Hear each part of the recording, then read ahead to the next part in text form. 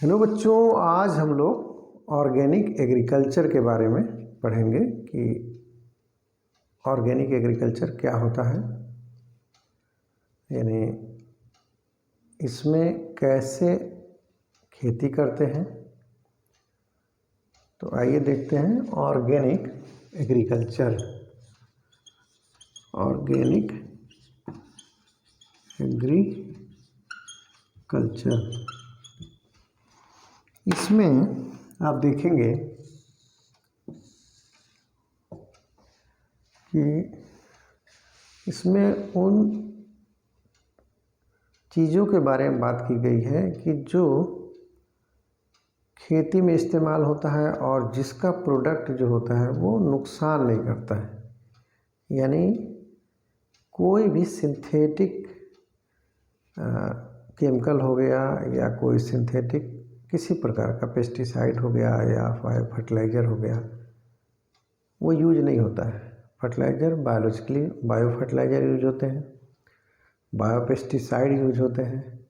तो इस प्रकार से खेती करने से जो भी प्रोडक्ट होते हैं वो अच्छे क्वालिटी के होते हैं, यानी हेल्थ के लिए बेहतर होते हैं। तो इसमें इसको देखते हैं कि ऑर्गेनिक एग्रीकल्चर होता क्या है। तो इसमें पहला पॉइंट ले लेते हैं, organic agriculture is a system, यानी ऐसा सिस्टम एग्रीकल्चर का दैट बिगिंस, यानी एग्रीकल्चर का ऐसा system that begins to consider potential, note करते चलेंगे, कंसीडर पोटेंशियल इन्वायरमेंटल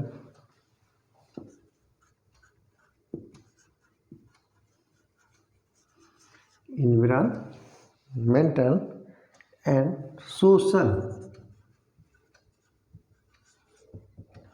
इम्पैक्ट,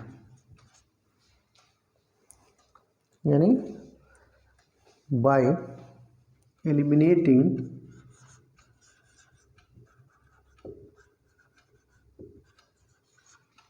यानी क्या एलिमिनेट कर रहा है, द यूज ऑफ, किस प्रकार का यूज है जिसको एलिमिनेट किया जा रहा है, समझ गए होंगे। यूज ऑफ सिंथेटिक इनपुट्स, यानी सिंथेटिक जो है इसका कोई भी सिंथेटिक, वो फर्टिलाइज़र हो सकता है, वो कोई केमिकल हो सकता है, वो कोई पेस्टिसाइड हो सकता है, कुछ भी सिंथेटिक ऑर्गेनिक एग्रीकल्चर में यूज ही नहीं करते हैं। और इसकी वजह से जो भी प्रोसेस होता है वो ऑर्गेनिकली होता है, और इसका जो प्रोडक्ट होता है, यानी आप इसके थ्रू खेती करते हैं तो जो भी ग्रेन होता है, वेजिटेबल होता है या फ्रूट होता है, वो बहुत ही हेल्थ बेनिफिट देता है हेल्थ को। आजकल इसका बहुत प्रचलन हो रहा है और ये चीज़ें मार्केट में थोड़ी महंगी ही मिलती हैं, क्योंकि इसमें कोई सिंथेटिक केमिकल का या फर्टिलाइज़र का यूज नहीं होता है, वो किसी प्रकार का कुछ भी हो, ठीक है, यानी सिंथेटिक इनपुट्स। अब इसमें देख लेते हैं कि सिंथेटिक इनपुट्स में, जैसे एग्जाम्पल में ले लेते हैं, जैसे आप फर्टिलाइज़र ले लेते हैं, पेस्टिसाइड ले सकते हैं, जैसे लिख सकते हैं पेस्टिसाइड, फर्टिलाइजर्स यानी केमिकल फर्टिलाइज़र या सिंथेटिक फर्टिलाइज़र।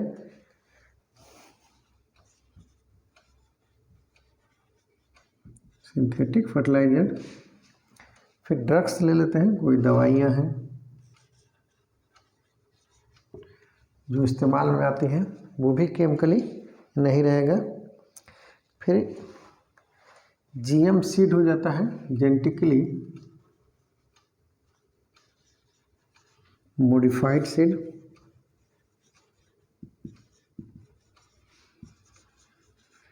इसका भी प्रयोग नहीं करते हैं। देसी ब्रीड यानी देसी जो सीड होते हैं उसका यूज करते हैं। कोई चेंज नहीं, यानी जेनेटिकली जीएम टाइप के जो सीड आते हैं वो कुछ नहीं, हाई यील्डिंग वैरायटी के सीड आते हैं, कुछ नहीं यूज करते हैं इसमें ऑर्गेनिक एग्रीकल्चर में। तो ये आपका हो गया। फिर कुछ ब्रीड्स हैं उनको यूज नहीं करते हैं, जैसे कुछ एडिटिव्स हैं,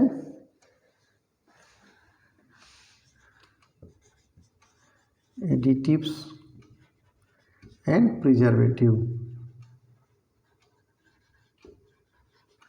इन सभी का यूज नहीं करते हैं। और बिना यूज किए सिंथेटिक सामानों का, सिंथेटिक केमिकल का अगर जो कोई प्रोडक्शन करते हैं तो उस प्रक्रिया को हम क्या बोलते हैं, ऑर्गेनिक एग्रीकल्चर बोलते हैं।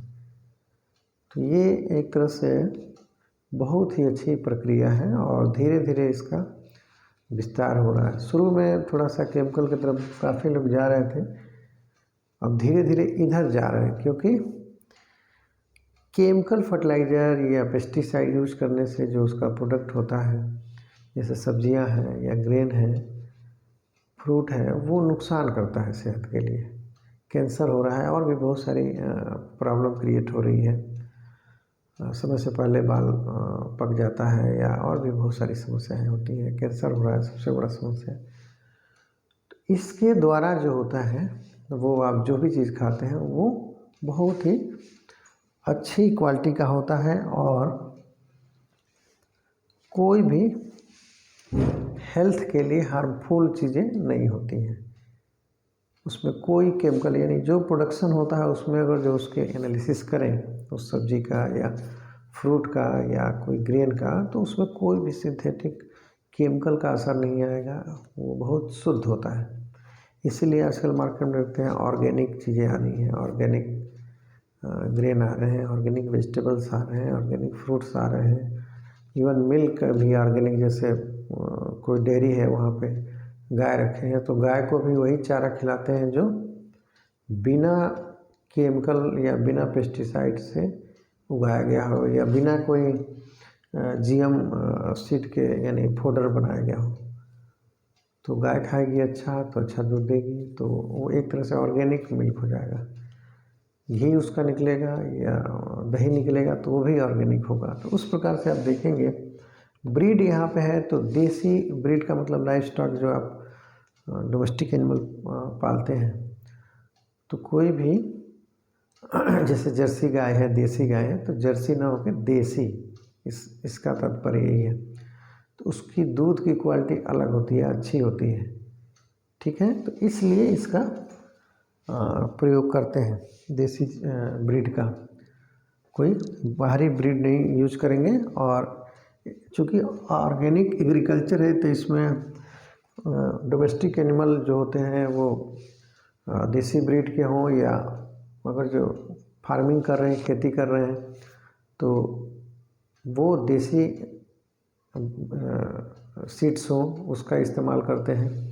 तो एग्रीकल्चर में सब आ जाता है, पशुपालन से लेके खेती करना, सब चीज़ें आ जाती हैं। इसलिए आप देखेंगे तो इसमें कोई पेस्टिसाइड यूज नहीं करते हैं, कोई केमिकल फर्टिलाइज़र या सिंथेटिक फर्टिलाइज़र यूज नहीं करते हैं, कोई भी दवाइयाँ, ड्रग्स या जेनेटिकली मॉडिफाइड सीड्स यूज नहीं करते हैं, कोई भी ब्रीड देसी के अलावा कोई ब्रीड नहीं यूज करते हैं। फिर एडिटिव्स या प्रिजर्वेटिव कुछ भी सिंथेटिक यूज इस प्रकार की खेती में नहीं करते हैं। इसी को हम क्या बोलते हैं, ऑर्गेनिक एग्रीकल्चर। और इसका प्रोडक्ट हमेशा फ़ायदा करता है शरीर के लिए या इन्वायरमेंट के लिए।